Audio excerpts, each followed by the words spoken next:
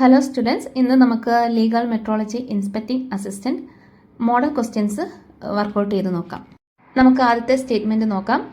ഒന്നാമത്തേത്, അന്താരാഷ്ട്ര തൂക്ക് അളവ് മാനദണ്ഡങ്ങൾ സംരക്ഷിക്കുന്നത് BIPM ആണ്.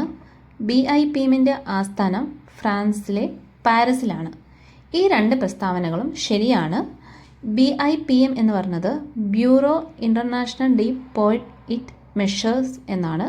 ഇതിൻ്റെ ആസ്ഥാനം സെൻറ്റ് ക്ലൗഡ്, പാരീസ്, ഫ്രാൻസിലാണ്. ഇത് സ്ഥാപിതമായത് മിറ്റേർ കൺവെൻഷൻ പ്രകാരമാണ്. അത് 1875 ഇതിൻ്റെ പ്രധാന ദൗത്യം എന്നത് ലോകമെമ്പാടും ഏകീകൃതവും കൃത്യമായ അളവ് സംവിധാനം ഉറപ്പാക്കുക എന്നതാണ്. അടുത്ത സ്റ്റേറ്റ്മെൻറ്റ് നോക്കാം. OIML ഒരു അന്താരാഷ്ട്ര ലീഗൽ മെട്രോളജി സംഘടനയാണ്. OIML ലോകമെമ്പാടുമുള്ള ലീഗൽ മെട്രോളജി നിയമങ്ങളുടെ ഏകീകരണം പ്രോത്സാഹിപ്പിക്കുന്നു. ഈ പറയുന്ന രണ്ട് പ്രസ്താവനകളും ശരിയാണ്. ഇതിൻ്റെ full form organisation internationale de metrologie legale എന്നാണ്. അന്താരാഷ്ട്ര ലീഗൽ മെട്രോളജി സംഘടന ലോകമെമ്പാടുമുള്ള ലീഗൽ മെട്രോളജി നിയമങ്ങൾ, സാങ്കേതിക മാനദണ്ഡങ്ങൾ, ശുപാർശകൾ എന്നിവ ഏകീകരിക്കുന്ന ഒരു അന്തർ സംഘടനയാണ്. ഇത് സ്ഥാപിതമായത് 1955 ഇതിൻ്റെ ആസ്ഥാനം പാരീസ്, ഫ്രാൻസ് ആണ്. നമുക്ക് അടുത്ത സ്റ്റേറ്റ്മെൻറ്റ് നോക്കാം. SI സമ്പ്രദായത്തിൽ അടിസ്ഥാന ഏകകങ്ങളുണ്ട്. Metre, kilogram, second, ampere, kelvin, mole, candela എന്നിവയാണ് SI അടിസ്ഥാന ഏകകങ്ങൾ. ഈ രണ്ട് പ്രസ്താവനകളും ശരിയാണ്. SIൻ്റെ പൂർണ്ണരൂപം ഇൻ്റർനാഷണൽ സിസ്റ്റം ഓഫ് യൂണിറ്റ് എന്നാണ്.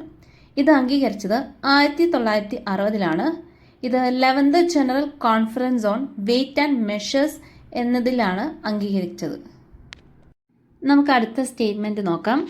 ഇന്ത്യയുടെ ദേശീയ തൂക്ക് അളവ് മാനദണ്ഡങ്ങൾ NPLൽ സൂക്ഷിച്ചിരിക്കുന്നു. NPL ന്യൂഡൽഹിയിലാണ് സ്ഥിതി ചെയ്യുന്നത്. ഈ പറഞ്ഞ രണ്ട് പ്രസ്താവനകളും ശരിയാണ്. NPLൻ്റെ full form national physical laboratory എന്നാണ്. ഇത് ആസ്ഥാനം ന്യൂഡൽഹിയാണ്. ഇത് സ്ഥാപിതമായത് 1947 NPL പ്രവർത്തിക്കുന്നത് council of scientific and industrial റിസർച്ചിൻ്റെ കീഴിലാണ്. ദേശീയ അളവ് മാനദണ്ഡങ്ങൾ സ്ഥാപിക്കുകയും സംരക്ഷിക്കുകയും ചെയ്യുന്നു. SI യൂണിറ്റുകളുടെ കൃത്യത, ട്രേസബിലിറ്റി ഇന്ത്യയിൽ ഉറപ്പിക്കുന്നു.